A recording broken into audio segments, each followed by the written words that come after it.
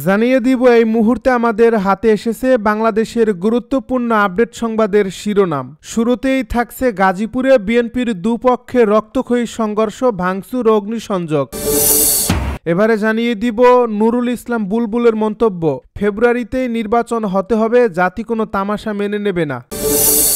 এবারে জানিয়ে দিব একটি চাঞ্চল্যকর প্রতিবেদন, গোপালগঞ্জে শহীদ মিনারে জুতা পায়ে ইসলামী আন্দোলনের প্রার্থী ক্ষোভ।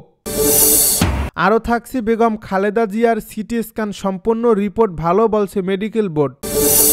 সব শেষে জানিয়ে দিব জাপানি যুদ্ধ বিমানের উপর চীনা সামরিক বিমানের বিপজ্জনক কৌশল।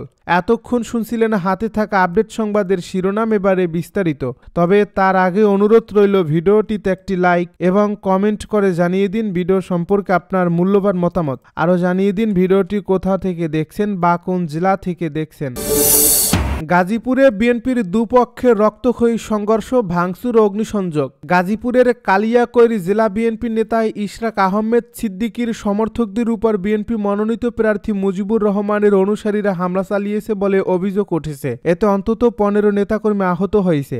এ সময় একাধিক অফিস ভাঙচুর ও 8টি মোটরসাইকেলে অগ্নিসংযোগ করা হয়। রোববার বিকেলে উপজেলার রাখালিয়া চালা, মৌচাক ও পৌর এলাকায় ওই হামলার ঘটনা ঘটে। পুলিশ ও স্থানীয় সূত্রে জানা গেছে গাজীপুর 1 আসনের বিএনপি মনোনয়নের প্রত্যাশী ছিলেন জেলা বিএনপি সদস্য সচিব ডক্টর চৌধুরী ব্যারিস্টার ইশরাক আহমেদ সিদ্দিকী, বিএনপির কেন্দ্রীয় কমিটির সাংগঠনিক সম্পাদক কাজী সাইদুল আলম বাবুল, কেন্দ্রীয় নির্বাহী কমিটির সহ শ্রম বিষয়ক সম্পাদক পরিবহন শ্রমিক নেতা হুমায়ুন কবির খান, কেন্দ্রীয় নির্বাহী কমিটির সদস্য কালিয়াকৈরের সাবেক মেয়র মোহাম্মদ মুজিবুর রহমান। গত 4 ডিসেম্বর দল মোহাম্মদ মুজিবুর রহমানকে মনোনয়ন দেয়। এতে ক্ষুব্ধ হয় মনোনয়ন প্রত্যাশীদের সমর্থকেরা। রোববার বিকেলে তৃণমূল বিএনপির ব্যানারে মনোনয়ন বঞ্চিত প্রার্থীদের সমর্থকরা প্রতিবাদ মিছিলের ঘোষণা দেয়। বেলা 3:30টার দিকে তারা মৌচাক ইউনিয়নের আমবাগান ও কালিয়াকৈর বাস স্ট্যান্ড এলাকায় জড়ো হলে মুজিবুর রহমানের সমর্থকরা পৌর বিএনপি নেতা সাইজউদ্দিনের নেতৃত্বে মোটরসাইকেল যোগে এসে লাঠিসোঁটা নিয়ে হামলা চালায়। হামলাকারীরা মৌচাক ও ইউনিয়ন ও পৌর বিএনপির বিভিন্ন ওয়ার্ডের নেতাদের উপর হামলা করে বেধড়ক পিটিয়ে আহত করে। হামলায় পৌরসভার 8 নম্বর ওয়ার্ড বিএনপির সভাপতি সেলিমুল্লাহ, সাধারণ সম্পাদক মাহবুবু আলম, 2 নম্বর ওয়ার্ড বিএনপির সাধারণ সম্পাদক সেকেন্দার আলী, 3 নম্বর ওয়ার্ড বিএনপির সাংগঠনিক সম্পাদক রনি মিয়া প্রমুখ আহত হন। ফেব্রুয়ারিতেই নির্বাচন হতে হবে, জাতি কোনো তামাশা মেনে নেবে না বলছে নুরুল ইসলাম বুলবুল। ফেব্রুয়ারিতেই জাতীয় সংসদ নির্বাচন সম্পন্ন করতে হবে, জাতি কোনো তামাশা মেনে নেবে না বলে মন্তব্য করেছেন জামায়াতে ইসলামীর ঢাকা মহানগর দক্ষিণের আমির নুরুল ইসলাম বুলবুল। রোববার বিকেলে ঢাকা 8 আসনে জামায়াতে ইসলামীর নির্বাচন পরিচালনা কমিটির এক জরুরি সভায় তিনি একথা বলেন। নুরুল ইসলাম বুলবুল বলেন, অন্তর্বর্তী সরকার ফেব্রুয়ারির প্রথমার্ধে জাতীয় নির্বাচন সম্পন্ন করার প্রতিশ্রুতি দিয়েছে। সেই অনুযায়ী নির্বাচন কমিশনকে নির্দেশনাও দেওয়া হয়েছে। কমিশন যথাসময়ে নির্বাচনের প্রস্তুতি নিচ্ছে। 10 বা 11 ডিসেম্বর কমিশন নির্বাচনের তফসিল ঘোষণা করার সিদ্ধান্ত নিয়েছে। কিন্তু একটি দল সংঘবদ্ধভাবে নির্বাচন ভণ্ডুলের চক্রান্ত আর ষড়যন্ত্র করছে। ফেব্রুয়ারিতেই জাতীয় সংসদ নির্বাচন সম্পন্ন করতে হবে, জাতি কোনো তামাশা মেনে নেবে না। তিনি বলেন, কোনো চক্রান্ত বা ষড়যন্ত্রে নির্বাচনের রোডম্যাপ পরিবর্তন করা যাবে না।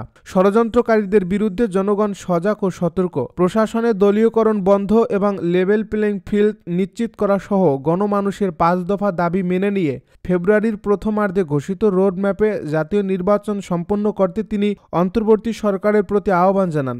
উপস্থিত দায়িত্বশীল নেতাদের উদ্দেশ্যে তিনি বলেন, নির্বাচন বানচাল করার ষড়যন্ত্রকারীরা নানা রকম অপপ্রচার চালাচ্ছে।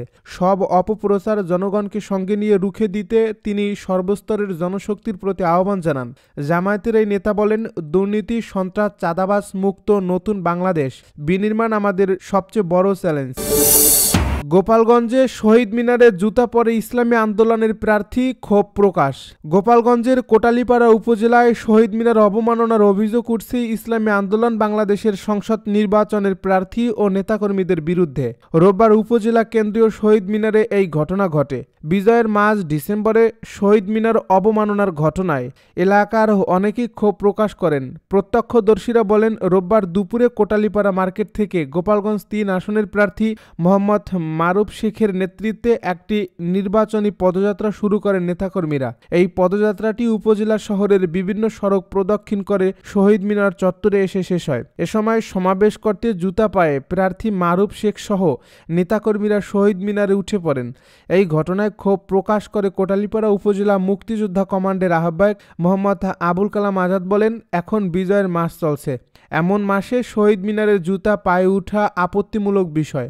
যেখানে আমরা ফুল দিয়ে শহীদদের শ্রদ্ধা জানাই, সেখানে জুতা পায়ে উঠে তাদের অশ্রদ্ধা করলাম। তাহলে আমরা শহীদদের জন্য কি করলাম? এমন ঘটনা কোনোভাবেই কাম্য নয়। এ বিষয়ে জানতে ইসলামী আন্দোলনের প্রার্থী মারুফ শেখের মোবাইলে কয়েকবার ফোন দিলে সেটি বন্ধ পাওয়া যায়, যার ফলে তার বক্তব্য পাওয়া সম্ভব হয়নি। ইসলামী আন্দোলন বাংলাদেশের জেলা সভাপতি তসলিম হুসাইন শিকদার বলেন, শুধু বিজয়ের মাস নয়, প্রত্যেকটি দিবসে আমাদের দেশের জন্য যারা আত্মত্যাগ করছেন তাদের সম্মান জানাতে হবে। আমার মনে হয় এটি তারা না বুঝেই করে ফেলছেন। এ ব্যাপারে কোটালীপাড়া উপজেলা নির্বাহী কর্মকর্তা সাগুফতা হক বলেন, ওই সময় আমি পরিষদে ছিলাম না। এমন একটি ভিডিও আমিও দেখেছি, তবে আমার ঊর্ধ্বতন কর্মকর্তার সঙ্গে কথা না বলে কোনো মন্তব্য করতে পারবো না। বেগম খালেদা জিয়ার সিটি স্ক্যান সম্পন্ন, রিপোর্ট ভালো বলছে medical board. BNP chairperson Begum Khaleda জিয়াকে চিকিৎসা দেওয়া মেডিকেল বোর্ড আশা করছে দেশেই সঠিক চিকিৎসা নিয়ে তিনি সুস্থ হয়ে উঠতে পারেন। বিদেশে নেওয়ার প্রয়োজন নাও হতে পারে। বোর্ডের এক সদস্য নাম প্রকাশ না করে জানান, রোববার রাতে সাবেক প্রধানমন্ত্রীর অবস্থার কিছুটা উন্নতি হয়েছে। তিনি বলেন, ম্যাডাম আগের চেয়ে ভালো আছেন। এখানে তাকে চিকিৎসা দিতে আমাদের সর্বোচ্চ দিয়ে চেষ্টা চালাচ্ছি। আমরা বিশ্বাস করি দেশের চিকিৎসা নিয়েই তিনি সুস্থ হয়ে উঠবেন। তিনি আগে গুরুতর অবস্থায় ছিলেন এবং এখন সেরে উঠছেন। তাকে হয়তো লন্ডনে নেওয়ার প্রয়োজন হবে না। এই চিকিৎসক জানান, বেগম খালেদা জিয়ার স্বাস্থ্যেরও অনেকগুলো দিকের উন্নতি হচ্ছে। সিটি স্ক্যান, ইসিজি ও আরও কিছু পরীক্ষা রোববার করা হয়েছে। এগুলোর ফলাফল ভালো হয়েছে। সাবেক প্রধানমন্ত্রী আর কতদিন সিসিইউতে থাকবেন তা জানতে চাইলে তিনি বলেন, এটা নির্ভর করছে ওনার শারীরিক অবস্থার উন্নতির উপর। দেশি বিদেশি চিকিৎসকরা তার জন্য সেরা চিকিৎসা নিশ্চিত করছেন। তার শয্যার পাশে থেকে পুত্রবধূ ডাক্তার জুবাইদা রহমান চিকিৎসার বিষয়টি সমন্বয় করছেন।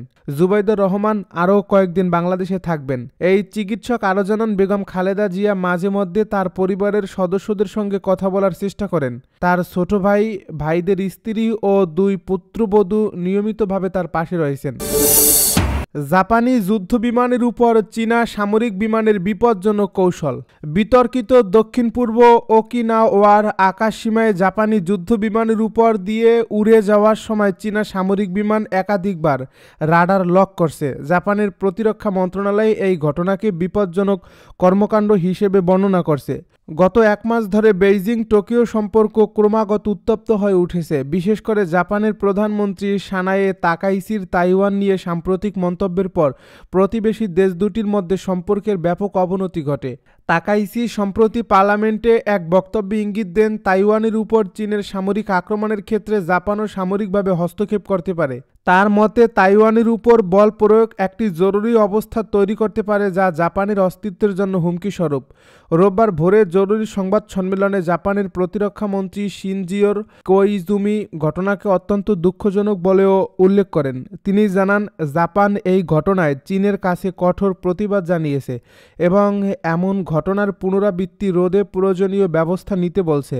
এই মন্ত্রণালয় আরও জানায়, শনিবার ঘটে যাওয়া এই ঘটনাগুলোতে কোনো ক্ষয়ক্ষতি বা আহতের ঘটনা ঘটেনি। বিবৃতিতে বলা হয়, প্রথম এই ঘটনাটি ঘটে ওকিনাওয়া দ্বীপের দক্ষিণ পূর্ব সমুদ্র এলাকায়। সেখানে চীনা নৌবাহিনীর বিমানবাহী রণতরী লিয়াওনিং থেকে উড্ডয়ন করা একটি জে-15 যুদ্ধবিমান জাপানি আকাশসীমায় অনুপ্রবেশের পর পরিস্থিতি পর্যবেক্ষণে উড়তে যাওয়া জাপানি F-15 যুদ্ধবিমানের উপর বিরতিহীনভাবে রাডার লক করে।